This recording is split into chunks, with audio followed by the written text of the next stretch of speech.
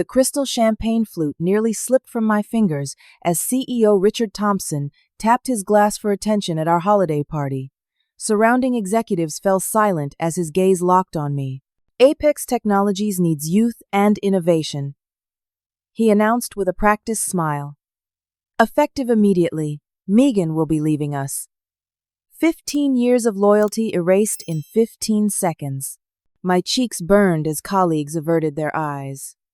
I set my glass down and walked out with quiet dignity.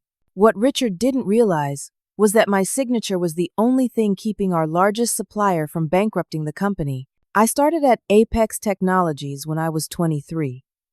Fresh out of business school with starry eyes and a determination to climb the corporate ladder. Back then, we were a promising startup with fewer than 50 employees, and I joined as a supplier relations coordinator. The role wasn't glamorous, mostly tracking shipments and handling invoice discrepancies, but I threw myself into learning every aspect of the supply chain. By 28, I had become procurement manager, responsible for negotiating our first major supplier contracts as Apex expanded into custom hardware solutions. Richard had noticed my work by then, especially after I secured a 15% discount from our primary component manufacturer by consolidating orders. He took me to lunch, asked about my career aspirations, and seemed genuinely interested in mentoring me. "You have a gift for relationship building, Megan," he said, looking impressed as he reviewed my quarterly results. "Most people in procurement focus only on numbers, but you understand the human element of business." Over the next decade, I rose through the ranks to senior director and finally senior vice president of supplier relations. My team expanded from 3 to 32 people across 4 countries, and I built Apex's global supply chain from scratch.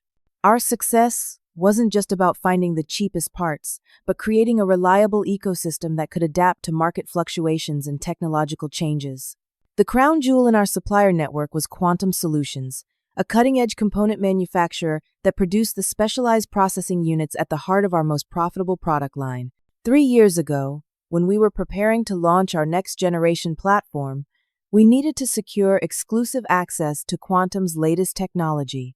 I'll never forget that initial negotiation with Grant Williams, Quantum's founder and CEO. He was a tall, imposing figure with salt and pepper hair and penetrating blue eyes that seemed to evaluate your worth with a single glance. We sat across from each other in Quantum's sleek conference room with floor-to-ceiling windows overlooking Seattle's downtown skyline. "Megan, I appreciate your company's business," Grant said, "but exclusivity is a significant commitment. Quantum would be putting all our eggs in your basket." I nodded. "I understand your concern, Grant. That's why we're prepared to commit to minimum purchase volumes that would guarantee Quantum's growth for the next 5 years. He tapped his pen thoughtfully. "The financial terms are agreeable, but I have another concern. You're my point of contact. You understand our technology, our culture, our needs. What happens if Apex replaces you?" "That's unlikely," I replied with a laugh. "I've been with Apex for 12 years. I'm practically part of the furniture." Grant didn't smile. "I've been in business long enough to know that no one is irreplaceable in corporate America. I need insurance." That's when he proposed the clause that would later become so significant.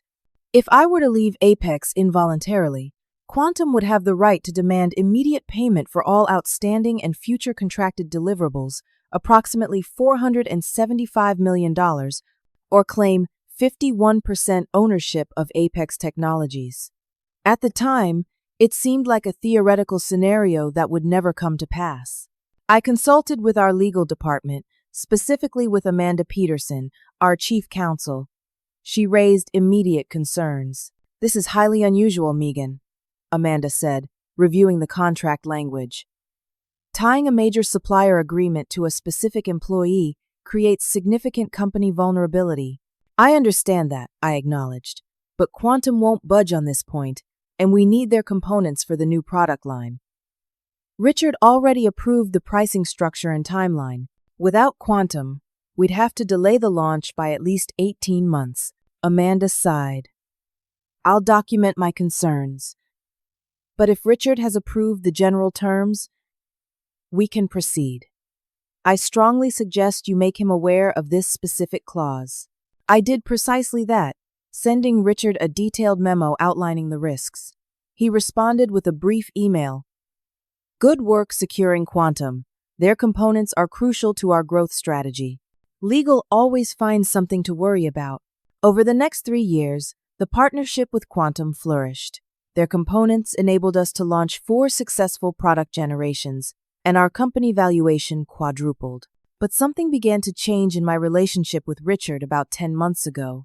First, I noticed I was being excluded from strategic planning meetings that I had previously attended. Then my budget approval authority was reduced without explanation. When I asked Richard about these changes during our quarterly review, he brushed off my concerns. "We're streamlining decision-making processes," he explained vaguely. "Nothing personal, just organizational efficiency." I had planned to remind him about the quantum clause at our January strategy session, scheduled for the 7th. But as it turned out, Richard had his own timeline in mind, one that would ultimately prove disastrous for him and Apex. What nobody fully appreciated, not even Richard, was that I had spent 15 years building an intricate ecosystem of supplier relationships. I knew which factories in Taiwan produced the highest quality circuit boards, which logistics partners could expedite shipments during Chinese New Year, and which vendors needed to be paid early to maintain priority status. This knowledge wasn't documented in any system or spreadsheet. It lived in my professional relationships, my understanding of personalities, and years of built trust. Richard's decision to terminate me during the holiday season couldn't have come at a worse time. January was when we finalized our annual commitments with key suppliers, including Quantum. Without my knowledge of their negotiation preferences and concerns, Apex was heading into these discussions completely unprepared, but that was just the beginning of their problems. The walk to my car from the holiday party remains a blur in my memory. December in Boston means early darkness, and the parking lot lights cast long shadows across the pavement. My fingers trembled as I fumbled with my keys, the cold metal slipping in my grip. Once inside my car, I sat motionless, watching my breath fog the windshield as the reality of what had just happened began to sink in. 15 years of my life. Gone. I didn't cry. Not then. The shock was too fresh, the humiliation too raw. Instead, I drove home in a state of numb disbelief, gripping the steering wheel so tightly my knuckles turned white. My apartment felt especially empty that night. I kicked off my heels, still wearing the emerald green dress I'd chosen so carefully for the party, and poured myself 2 fingers of bourbon. The burning sensation as it slid down my throat was the first real thing I'd felt since Richard's announcement. My phone buzzed constantly with messages from colleagues expressing shock and sympathy. I couldn't bring myself to read them yet. Instead, I called my sister Angela. "He did what?" she exclaimed after I explained what happened. "At the company holiday party? That's beyond unprofessional, Megan. It's cruel." "I know," I replied, finally allowing my voice to crack. 15 years, Angela. I helped build that company. "You need to talk to an employment attorney," she insisted. "There have to be laws against this kind of thing." I promised I would, but first I needed to process everything. The next morning, I went into the office at 6 a.m., hoping to avoid as many people as possible while I cleared out my desk. HR had emailed me stating I had until the end of the week to remove my personal belongings, but I couldn't bear the thought of doing it under the pitying gaze of my colleagues. The office was eerily quiet, as I methodically packed 15 years of my professional life into 3 cardboard boxes. Family photos, industry awards, the jade plant I'd kept alive since my first promotion. As I was taking my final box to the elevator, I ran into Sylvia from accounting, arriving early to finish year-end reports. "Megan!" she exclaimed, clearly surprised. "I heard what happened. We're all just shocked." I managed a tight smile. "Thanks, Sylvia. I'm just getting my things." She hesitated, then lowered her voice. "For what it's worth, everyone thinks it's wrong how they did it. Your team is devastated." That conversation was just the beginning. Over the next few days, as news of my termination spread through the company, several colleagues reached out. But it was my lunch with Taylor, our marketing director and one of the few colleagues I considered a true friend, that revealed the deeper betrayal. We met at a small cafe 3 blocks from Apex headquarters, a place we used to grab coffee together when we needed to escape the office politics. Taylor looked uncomfortable from the moment she sat down, fidgeting with her napkin and avoiding eye contact. "There's something you should know," she said finally, after we'd ordered. "Richard has been planning this for months." I set down my water glass carefully. "What do you mean?" Taylor sighed. "In October, during the executive retreat that you couldn't attend because you were in Taiwan for the supplier conference, Richard told several of us that the company needed fresh perspectives and younger energy in leadership roles." My stomach tightened. He specifically mentioned my role? Not directly, but he did say supplier relations needed a modernization approach and someone who could speak the language of new technology partners. Taylor paused, clearly uncomfortable. He also commented that your compensation package was disproportionately high given market conditions for that role. "I see," I said quietly, the pieces falling into place. My salary had been set based on my performance and the value I brought to Apex, not just industry standards. After 15 years of consistent results, I was expensive compared to a new hire. "There's more," Taylor continued reluctantly. "They've already hired your replacement. Her name is Jamie Sanders. She's 26, from a tech consultancy in California, started yesterday. 26. Nearly 15 years younger than me." The age discrimination was becoming clearer with each new piece of information. "Has she had any experience in supplier relations for hardware components?" I asked, knowing the answer already. Taylor shook her head. "Not that I'm aware of. Her background is in software licensing, I think." Over the next hour, Taylor revealed more. Richard had instructed HR to build a performance case against me months ago, despite my department consistently exceeding targets. The youth comment at the holiday party had been an impulsive mistake, one that the company's attorneys were now scrambling to contain. He was supposed to announce a strategic restructuring, and "thank you for your service," Taylor explained. The legal team had prepared a statement. But you know Richard, when he has champagne, he goes off script. That night, I finally allowed myself to cry, not just for the job I'd lost, but for the betrayal by someone I'd respected and trusted for 15 years. I dedicated my prime professional years to Apex, sacrificed personal relationships, and delayed starting a family to focus on my career. And Richard had discarded me like an outdated smartphone model, simply because I was approaching 40 and my experience commanded a higher salary.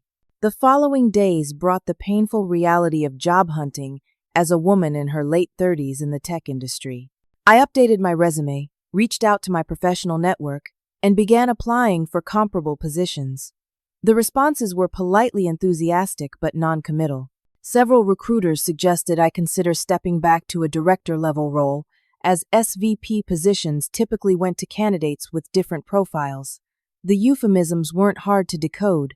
My family urged me to pursue legal action immediately, but I wanted time to consider my options. The holiday season was in full swing, and I decided to give myself until after New Year's to process everything and make a decision about next steps. What I didn't realize was that the clock was already ticking on a different kind of justice, one built into a contract clause that Richard had dismissed years ago. 3 days after Christmas, my phone rang with an unfamiliar Seattle number. I almost didn't answer, assuming it was another recruiter with another disappointment, but something made me pick up. "Megan Sullivan speaking," I said, trying to sound professional despite being in my pajamas at 11 in the morning. "Megan, it's Grant Williams from Quantum Solutions." The deep, authoritative voice was immediately recognizable. "Do you have a moment to talk?" My heart rate accelerated. Grant wasn't someone who made casual calls. As CEO of one of the most innovative component manufacturers in the tech sector, his time was valuable and carefully allocated. We had maintained a strong professional relationship, but our interactions were typically scheduled weeks in advance. "Of course, Grant. It's good to hear from you." I quickly sat up straighter, as if he could somehow see me through the phone. "I received an interesting email from Apex yesterday," he said, his tone neutral but pointed, informing me that all future supplier communications should be directed to a Jamie Sanders. No context, no introduction, just a new name and contact information. I thought perhaps you might provide some insight. I hesitated, unsure how much to reveal. Despite everything, I still felt a sense of loyalty to Apex, or at least to the company I had helped build. "I'm no longer with Apex," I said carefully. "As of the holiday party last week, Richard decided the company needed younger leadership." There was a long pause on the other end of the line. When Grant spoke again, his voice had a dangerous edge to it. "He actually said that?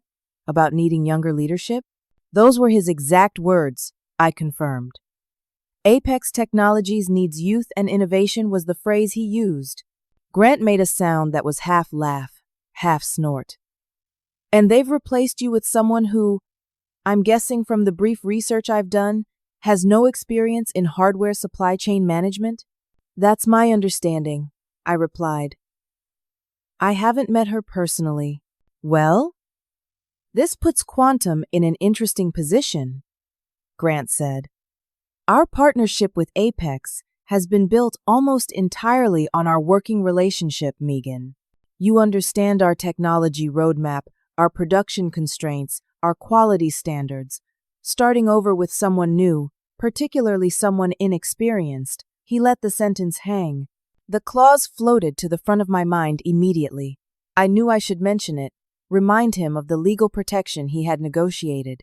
But something held me back, a combination of professional ethics and the need to think through the implications more carefully. "I'm sure Apex will ensure a smooth transition," I said diplomatically. "Perhaps," Grant replied, sounding unconvinced. "Would you be open to consulting with Quantum directly? We value your expertise, and this change at Apex doesn't diminish that." The offer was tempting, but potentially complicated.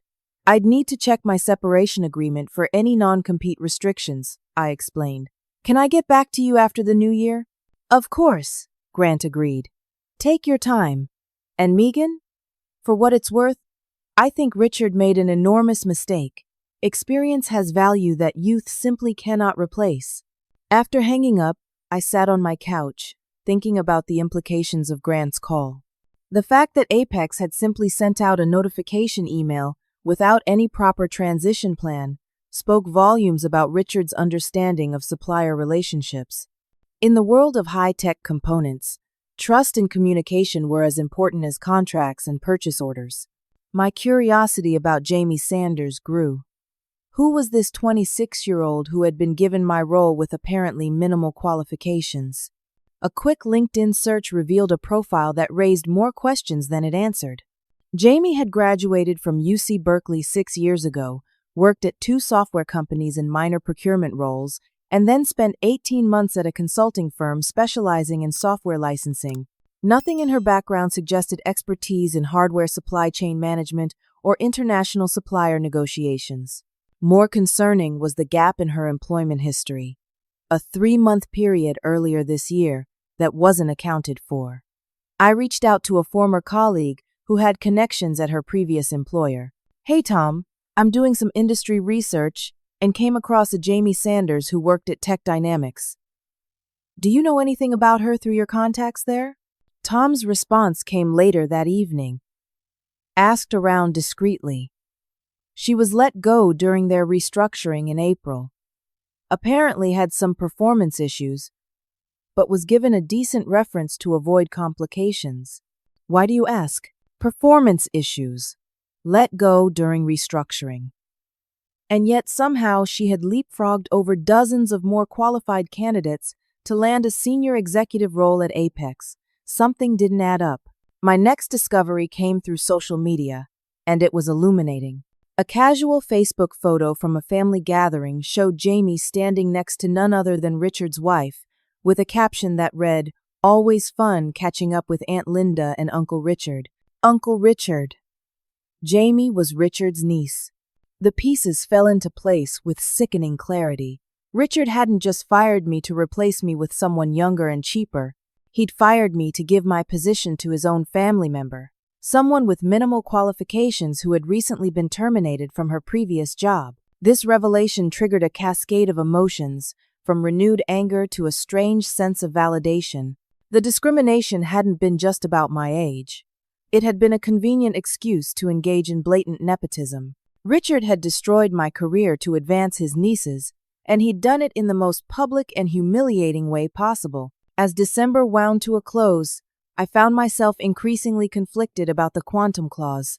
On one hand, alerting Quantum to their contractual rights seemed like enabling retaliation against Apex, potentially harming hundreds of employees who had nothing to do with Richard's decision. On the other hand, Richard's actions were unconscionable, combining age discrimination with nepotism in a way that violated both legal and ethical standards. I decided to consult with close friends outside the industry to get perspective. My college roommate Natalie, now a professor of ethics at Boston University, provided particularly valuable insights over coffee in her cluttered campus office. "You're facing a classic ethical dilemma," she said, pushing aside stacks of student papers to make room for our mugs. "Do you have an obligation to protect a company that didn't protect you? Does your responsibility to Apex supersede your right to allow natural consequences to unfold?" "That's exactly it," I agreed. "I'm not sure where my ethical duty ends. I didn't create this situation," Richard did, "but I have knowledge that could significantly impact Apex's future." Natalie considered this. Perhaps the question isn't about retaliation, but about responsibility. If Apex is entering agreements with Quantum without understanding the terms or implications, isn't that a failure of corporate governance? Don't shareholders deserve leadership that makes informed decisions? She had a point. Richard's careless disregard for contract terms, combined with his willingness to place an unqualified family member in a critical role, suggested a pattern of poor judgment that could have far-reaching consequences beyond my personal situation. As I left Natalie's office, I realized that I wasn't just wrestling with personal vindication, but with deeper questions about corporate accountability and responsibility. What I didn't yet know was that Richard's decisions were motivated by something even more troubling than nepotism, and that the timing of my termination was far from coincidental. The truth was worse than I imagined, and it would soon come to light in ways that would reshape not just my future, but Apex's as well. The morning after New Year's Eve, I found myself sitting in the tastefully appointed office of Stephanie Carter, one of Boston's most respected employment attorneys. Her firm occupied the 22nd floor of a downtown high-rise with views of the harbor that probably justified her $400 hourly rate. Stephanie was a no-nonsense woman in her 50s, with short silver hair and penetrating gray eyes that seemed to evaluate every word I spoke. I had laid out the entire situation, including Richard's public youth and innovation comment, and the subsequent discovery of Jamie's family connection. "Well, Megan," she said, leaning back in her leather chair, "you've got the makings of a textbook age discrimination case." Richard's statement about youth at the holiday party is what we call a smoking gun that clearly indicates age as a factor in your termination. I nodded, relief washing over me. "So you think we have a strong case?" "Strong, yes, but not without challenges," Stephanie cautioned. "Age discrimination cases are notoriously difficult to win, even with explicit evidence. Companies typically argue that the termination was based on performance or restructuring needs, not age. But I have documentation showing my department consistently exceeded targets," I countered, "and the restructuring only affected my position." "That strengthens our position," Stephanie agreed. "But there's another complication. The nepotism angle is problematic from a legal standpoint. While ethically questionable, nepotism itself isn't illegal in private companies. It could actually muddy the waters by giving Apex another explanation for your termination that isn't technically discriminatory." I frowned. "So Richard hiring his niece makes the case weaker, not stronger?" "Potentially," Stephanie said. "Their defense could shift to claiming your termination was part of a broader restructuring plan that coincidentally benefited Richard's niece, rather than being explicitly age-related. It's not a great defense, but it adds complexity. We spent the next hour discussing legal strategies, potential outcomes, and timeline expectations. Throughout the conversation, I carefully avoided mentioning the quantum clause. Something inside me wasn't ready to reveal that particular card, even to my attorney. As I was preparing to leave, Stephanie fixed me with a direct gaze. "There's something else on your mind, isn't there? Something you're not telling me." I hesitated, then opted for a partial truth. "I'm concerned about Apex's business operations after my departure. I manage some critical supplier relationships, and my replacement lacks the experience to handle them effectively." "And you're worried about the impact on the company?" she asked. "On the company, the employees, the shareholders," I said. "I helped build Apex. Despite everything, I don't want to see it fail." Stephanie's expression softened slightly. "That speaks to your character, Megan. But remember, Richard's poor business decisions are his responsibility, not yours. You need to focus on protecting yourself now." As I left her office with a retainer agreement and next steps outlined, my mind was churning. I still hadn't decided how to handle the quantum situation, and time was running short. Tomorrow was January 1st, when the clause could potentially be invoked. That afternoon, I decided to do some research into Apex's recent business activities, hoping it might provide clarity on Richard's motivations. Using my industry contacts and publicly available information, I began to piece together a troubling picture. Apex had been aggressively positioning itself for an initial public offering scheduled for February 15th. Investment banks had been engaged, preliminary filings prepared, and Richard had been conducting closed-door meetings with potential institutional investors since September, precisely when he began excluding me from strategic discussions. The IPO target valuation was $3 billion, which would make Richard's 10% ownership stake worth $300 million. The timing suddenly made perfect sense. Richard needed to present a young, dynamic leadership team to investors, and my replacement with Jamie created the image he wanted to project, regardless of the actual business impact. Further digging revealed even more concerning information. The growth projections Apex was presenting to potential investors showed a 40% year-over-year increase for the next 3 years, far exceeding our historical performance of 25% growth. These projections assumed no supply chain disruptions and continuous access to Quantum's next-generation components at preferential pricing. I sat back in my chair, stunned by the implications. Richard wasn't just replacing me with a younger face for optics. He was building an entire narrative for investors that depended on supplier relationships he had just severed. He was potentially misleading investors about Apex's growth prospects while removing the very person who had made those relationships work. Richard had already scheduled a series of media interviews for mid-January, positioning himself as a visionary tech leader taking Apex public. The pieces were falling into place, and the picture they formed was one of staggering hubris and short-sightedness. I opened my laptop and navigated to my personal email, where I still had copies of the original quantum contract and my warnings to Legal and Richard about the clause. Rereading these documents, I was struck by the clarity of my concerns and Richard's dismissive response. I had done everything right, and he had chosen to ignore the risks. My thoughts were interrupted by a news alert on my phone, a financial analysis piece about upcoming tech IPOs. The article specifically mentioned Apex, highlighting Richard's transformative leadership and the company's youth-oriented management approach as reasons for investor optimism. The final piece clicked into place.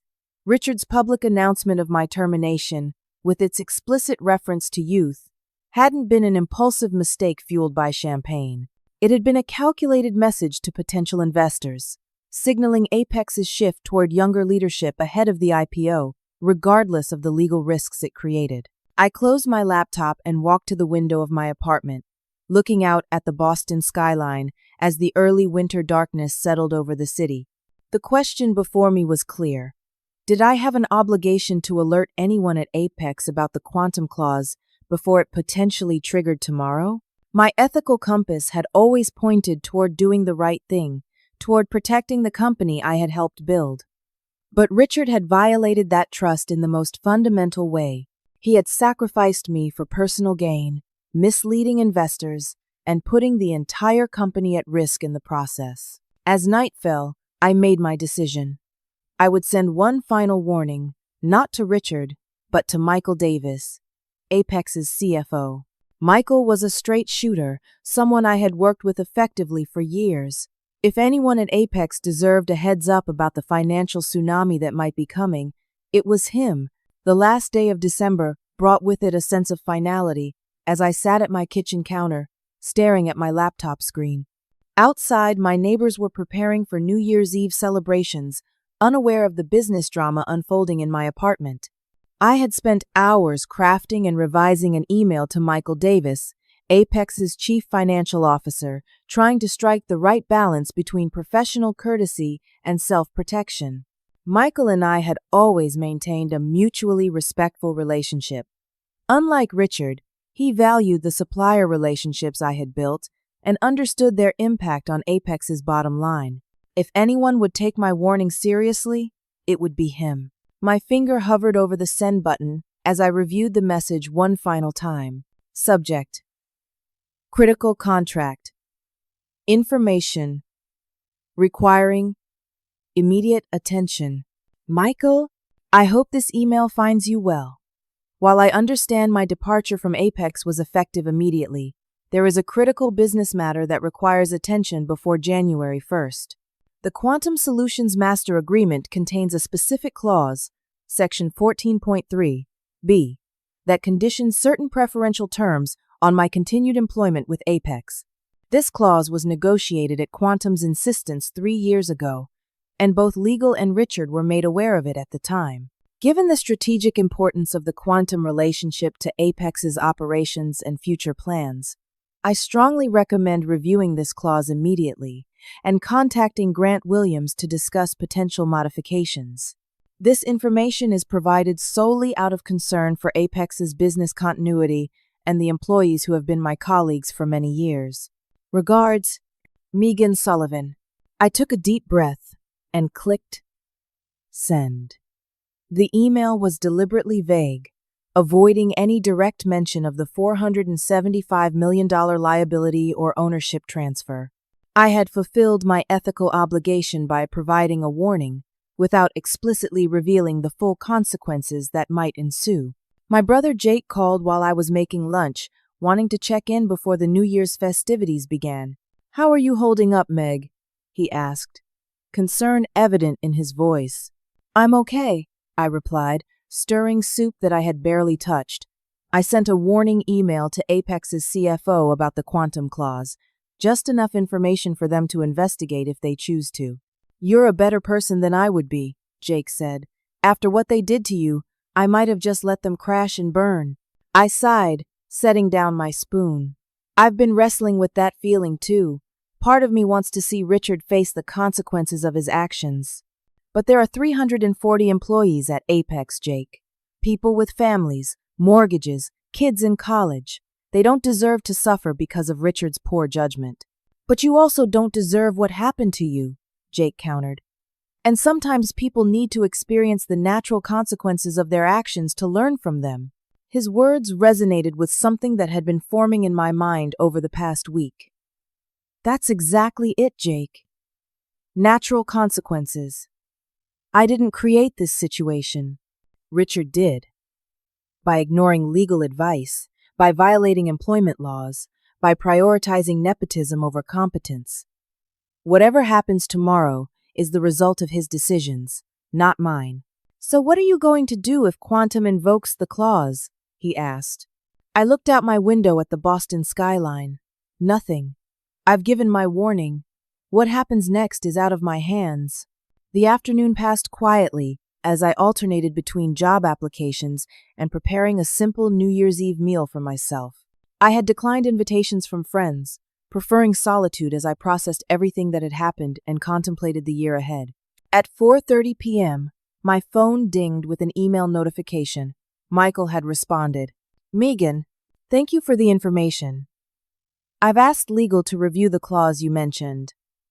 While I appreciate your concern, I must note that supplier relations are now being capably handled by our new SVP. Apex has robust systems in place to manage all contractual obligations. I wish you the best in your future endeavors. Michael Davis, Chief Financial Officer, Apex Technologies. The dismissive tone was unexpected from Michael, who had always been measured and thoughtful in our interactions. Reading between the lines, it seemed Richard's narrative about my termination had influenced even those I had considered allies at Apex. The reference to robust systems was particularly ironic, given that Jamie Sanders had no knowledge of the specialized hardware supply chain I had built. I closed my laptop and poured myself a glass of wine. There was nothing more to be done. I had fulfilled my professional and ethical obligations. Tomorrow would bring whatever consequences Richard had set in motion. As evening fell, I found myself reflecting on the past year and my 15 years at Apex. Despite the painful ending, I was proud of what I had accomplished. I had built a world-class supply chain, developed deep industry relationships, and helped transform a small startup into a company on the verge of going public. That work, those achievements, couldn't be erased by Richard's actions.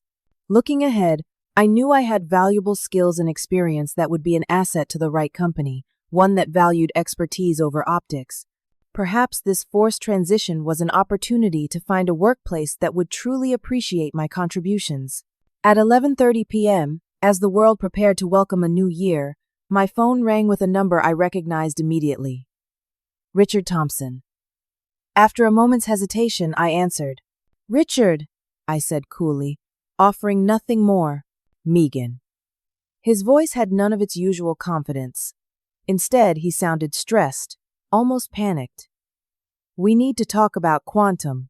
Their legal team just sent over some documents referencing a clause about you specifically, something about accelerated payment terms if you're no longer with the company." I closed my eyes, taking a deep breath before responding. "Yes. Section 14.3. B of the Master Agreement. I warned you about it 3 years ago when we signed the deal, and I reminded legal about it annually during contract reviews. Well, nobody mentioned it during the transition planning," he said accusingly, as if this were somehow my fault. "I wasn't included in any transition planning, Richard," I reminded him flatly. "You announced my termination at the holiday party without any prior discussion or handover period." There was a moment of uncomfortable silence before he spoke again, his tone shifting to one I recognized from negotiations when he was trying to appear reasonable. "Look, Megan, I know things ended abruptly, and I apologize for that. The board felt we needed to move quickly with organizational changes ahead of the IPO, and sometimes these transitions are messier than we'd like. But we need your help now. Can you come in tomorrow to discuss the Quantum situation with the legal team?" The audacity was breathtaking. After publicly humiliating me, replacing me with his unqualified niece, and dismissing 15 years of loyal service, Richard expected me to rush in and save him from a crisis of his own making. On New Year's Day, no less. I sent an email to Michael earlier today, alerting him to the clause and suggesting immediate review. I replied evenly. His response indicated that Apex has robust systems in place and that supplier relations are being capably handled by my replacement. "Perhaps you should consult with her. Megan, please." Richard's voice took on a desperate edge.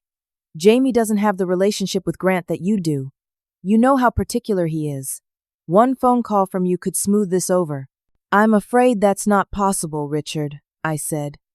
"My termination was effective immediately, as you made very clear at the holiday party. I'm no longer an Apex employee, and I have no authority to negotiate on the company's behalf. I suggest you contact Grant directly first thing tomorrow. Happy New Year." I ended the call before he could respond, a strange sense of calm settling over me. In all our years working together, this was the first time I had denied Richard anything he asked for. It felt liberating. As midnight approached and celebratory sounds filtered through my window, I raised my wine glass in a private toast. To natural consequences, I murmured. And new beginnings. The first minutes of January first brought with them a clean slate, a fresh page in my life story. Whatever happened with Apex and Quantum now was beyond my control. I had done what I could, maintained my integrity, and given fair warning. The rest would unfold, as it was meant to, and I would focus on moving forward, not looking back. What I didn't yet realize was just how dramatic the next day's developments would be, or how completely they would transform not only Apex's future, but my own as well. January 1st dawned clear and cold in Boston. I woke early, a habit from years of corporate life that wouldn't be easily broken. Making coffee in my quiet apartment, I wondered if Quantum had already triggered the clause, or if Apex's legal team had somehow found a way to negotiate an extension. My question was answered at precisely 9 a.m. when my phone lit up with a news alert. Apex Technologies faces financial crisis as supplier. Invokes $475M payment demand. So it had happened. Quantum had pulled the trigger. I quickly scanned the article, which quoted an Apex press release stating that a supplier contract acceleration clause had been activated, creating an unexpected financial obligation. The company was exploring all options and in discussions with the supplier. The stock market wasn't yet open on the holiday, but pre-market trading showed Apex shares down 28% already. At 9:15, my phone rang again. Grant Williams. "Happy New Year, Megan," he said, his tone neutral but determined. "Happy New Year, Grant," I replied. "I just saw the news."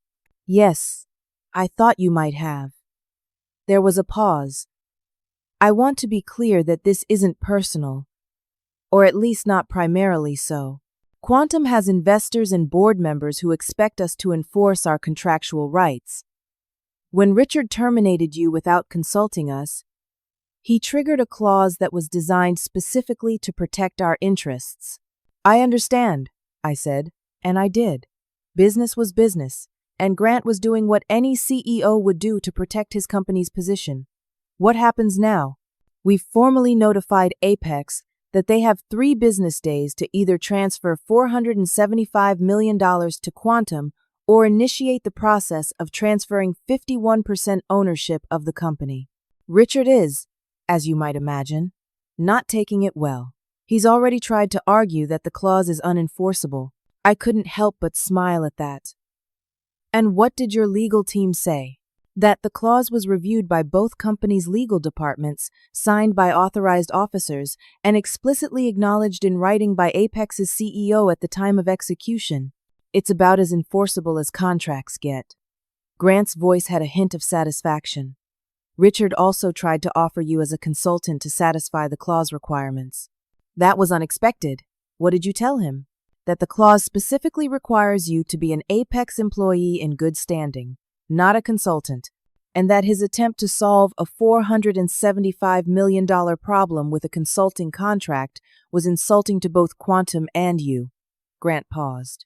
"I also mentioned that if he had valued your expertise appropriately in the first place, none of this would be happening." The conversation continued for a few more minutes, with Grant assuring me that Quantum would be interested in working with me directly once the Apex situation was resolved. After hanging up, I turned on the financial news to find Apex was already the top story, with analysts speculating about the company's ability to survive the crisis. By midday, the story had evolved significantly. Business reporters had connected the dots between my termination at the holiday party and the subsequent contract trigger, creating a narrative that portrayed Richard as recklessly discarding a key executive without understanding the contractual implications. CNBC interviewed a corporate governance expert who didn't mince words. "If these reports are accurate, this represents one of the most egregious examples of CEO negligence I've seen in 20 years. Terminating an executive without reviewing their key contracts or planning for transition is fundamentally incompetent management." My phone buzzed continuously with messages from former colleagues and industry contacts, ranging from expressions of sympathy to thinly veiled job inquiries. It seemed that many companies were suddenly interested in an executive who understood the importance of supplier relationship management. At 3 p.m., Apex issued a second press release that sent shockwaves through the business community. The company was postponing its planned IPO indefinitely, and the board had called an emergency meeting to address leadership and financial challenges. The stock, which had opened for limited holiday trading, was now down 42%. I received a text from Taylor. Total chaos here. Board members arrived an hour ago. Richard locked in conference room with lawyers. Jamie crying in her office. Nobody knows what's happening with Quantum. How are you holding up? I appreciated her concern but kept my response neutral. I'm fine. Focusing on next steps for myself. Hope things stabilize for everyone there. As evening approached, my attorney Stephanie called, sounding energized. Megan, have you seen the news? This Quantum situation changes everything about our case. How so? I asked. The board is in crisis mode, she explained. Multiple shareholders have already contacted securities attorneys about potential lawsuits against Richard for breach of fiduciary duty. If he terminated you knowing about this clause, it's gross negligence. If he didn't know, it's incompetence. Either way, he's in an untenable position. And what does that mean for my age discrimination claim? I asked. It means Apex has every incentive to settle quickly and quietly, Stephanie replied. The last thing they need right now is a messy discrimination lawsuit highlighting Richard's youth comment while they're trying to manage this financial crisis. We're in a much stronger negotiating position. By 9 p.m., the situation had escalated further.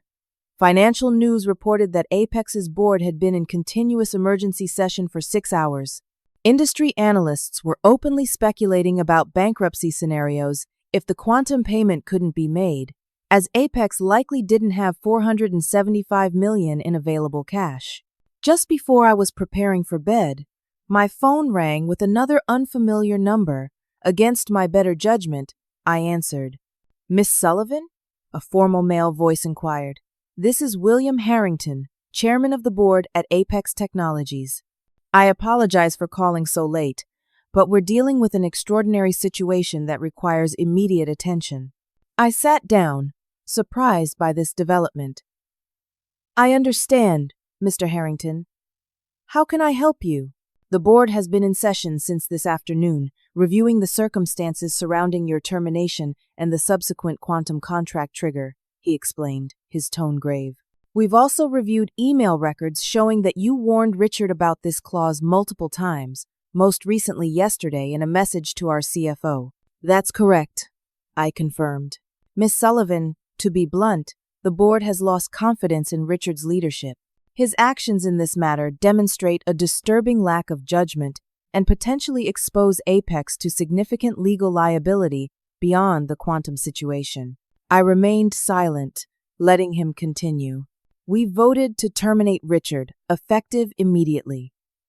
We're also prepared to acknowledge that your termination was handled inappropriately and potentially in violation of employment laws. Now, this was interesting. I appreciate that acknowledgement, Mr. Harrington. We would like to meet with you tomorrow to discuss 2 matters, he continued. First, potential terms for resolving any legal claims you may have against Apex. Second, and more urgently, we need your assistance in dealing with Quantum. You're the only person who has the relationship with Grant Williams that might help us navigate this crisis. The irony wasn't lost on me. Less than 2 weeks after being publicly fired for being too old, I was being called in to save the company because of the very experience and relationships that Richard had devalued. I'll meet with you and the board tomorrow, I agreed. But I should be clear that I can't make any promises regarding Quantum. Grant is a business person, and he's acting in his company's best interests. We understand, William replied. At this point, we're looking for options, not miracles. The meeting will be at 10 a.m. in the main boardroom. And Miss Sullivan? For what it's worth, many of us on the board were shocked by the manner of your termination. We should have asked more questions. After hanging up, I sent a quick message to Stephanie, informing her of the meeting and requesting her presence. Then I sat in my living room, processing the dramatic shift in circumstances. In just 10 days, I had gone from being publicly humiliated and discarded to holding the key to Apex's survival. It wasn't personal vindication I felt, but rather a sober recognition of how quickly fortunes could change in the business world. As I finally went to bed that night, I wondered what the board meeting would bring. Whatever happened, it was clear that the natural consequences Richard had set in motion were now unfolding in ways that would permanently alter Apex's future, and perhaps my own as well. The Apex boardroom looked different from the visitors' side of the table. For 15 years, I had sat among the executive team, presenting supplier strategies and contract negotiations to the board. Now I was an outsider, accompanied by my attorney, facing 9 solemn-faced directors across the polished mahogany expanse. William Harrington opened the meeting with a formal apology. Miss Sullivan, on behalf of the Apex Technologies Board of Directors, I want to express our sincere regret for the manner in which your employment was terminated. It was unprofessional, potentially discriminatory, and contrary to the values this company was founded upon. Stephanie, sitting beside me with her legal pad, nodded slightly. We had discussed our strategy before the meeting, agreeing to listen first before making any demands or commitments. Thank you, Mr. Harrington, I replied. I appreciate the acknowledgement. William continued. As I mentioned on the phone, Richard Thompson was terminated yesterday evening.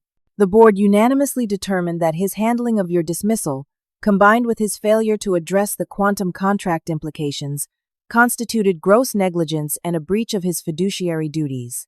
Michael Davis, the CFO who had dismissed my warning email, looked particularly uncomfortable.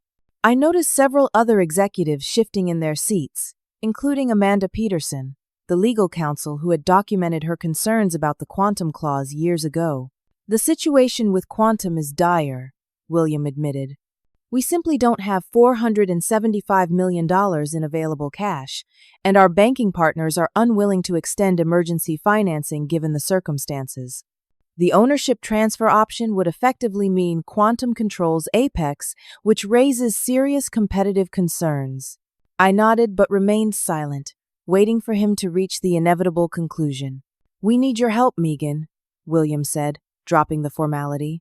You're the only one who has the relationship with Grant Williams that might give us room to negotiate. We're prepared to offer you a comprehensive settlement of any potential legal claims, plus a consulting agreement at substantial compensation if you'll assist us in resolving this crisis. Stephanie leaned forward. Before we discuss Miss Sullivan's potential assistance, let's be clear about the settlement terms. My client has a textbook age discrimination claim based on Richard's explicit youth comment, compounded by her replacement with a substantially younger, less qualified family member. Additionally, there's the matter of reputational damage from the public nature of her termination. The next hour was dedicated to negotiating settlement terms, with Stephanie methodically building a case for compensation that reflected both the legal exposure and the leverage created by the quantum situation. Throughout the discussion, I remained professionally detached, neither vindictive nor eager to please. By noon, we had reached an agreement in principle, a 7-figure settlement payment, a public statement acknowledging the inappropriateness of my termination, full vesting of my stock options, and extended health benefits.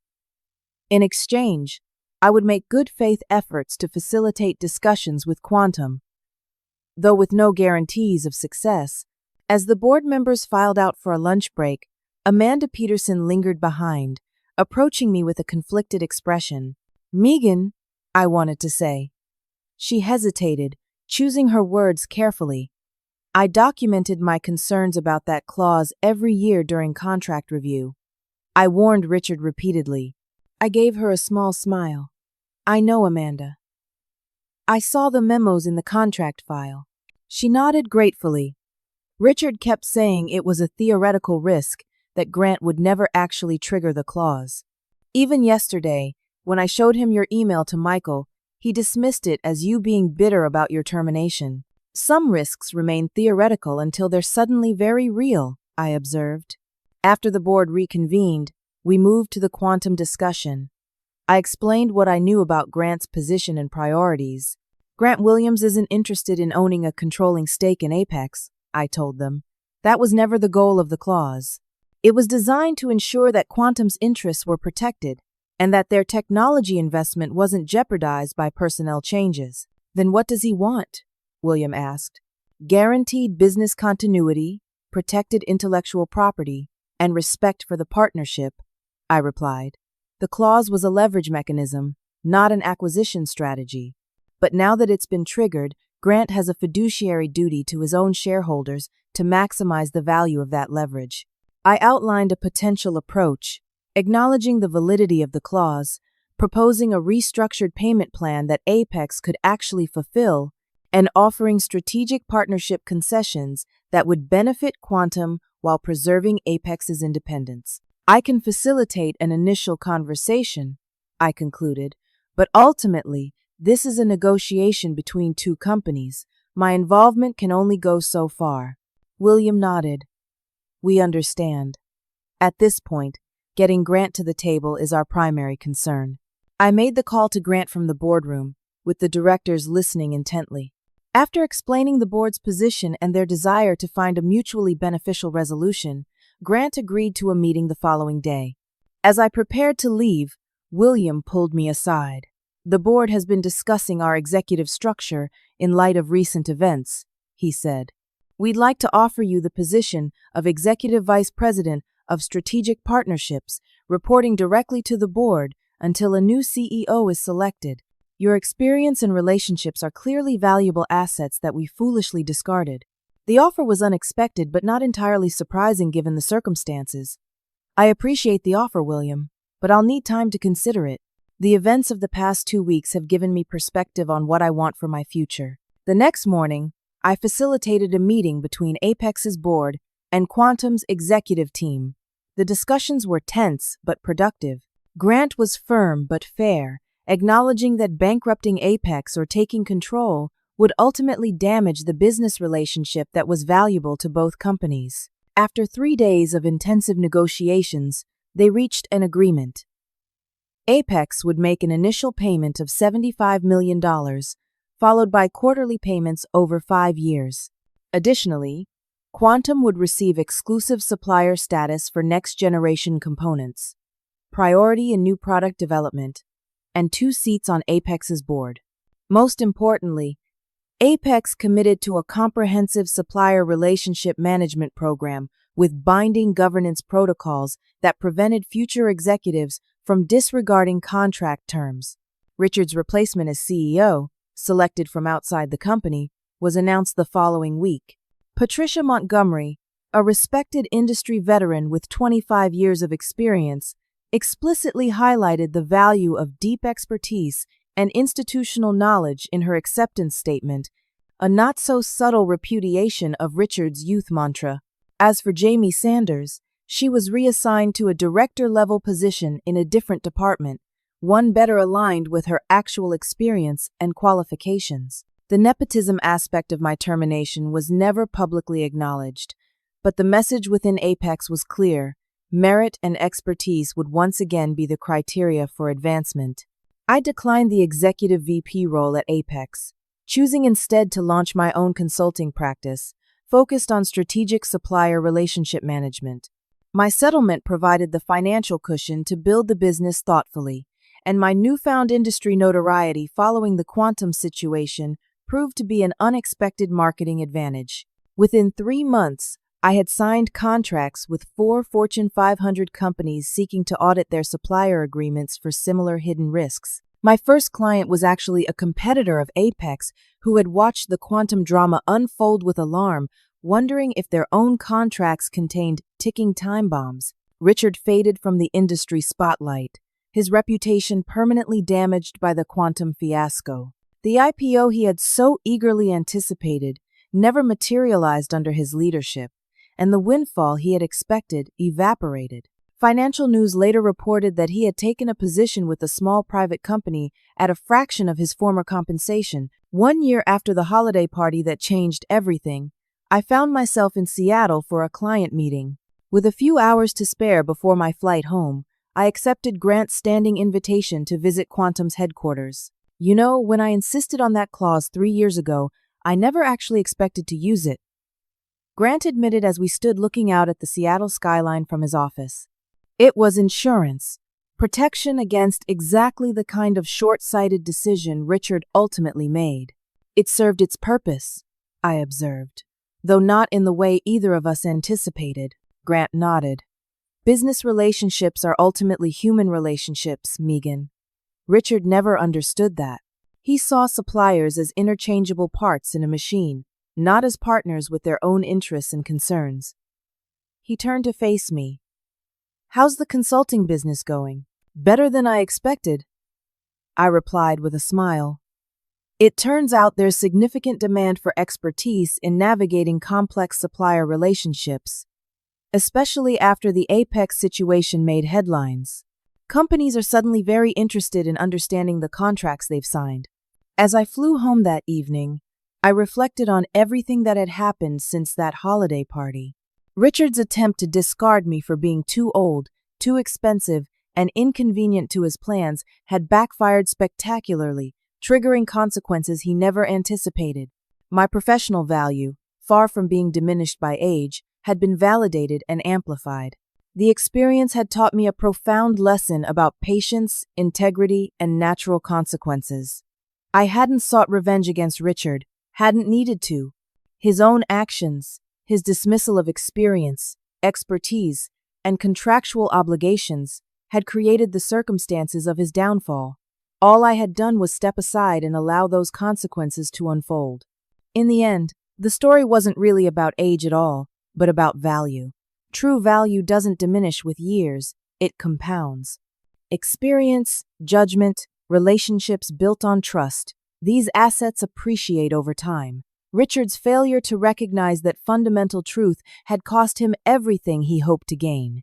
As for me, at 39, I was building something new, something that honored the expertise I had developed over 15 years, while allowing me greater control over my professional destiny.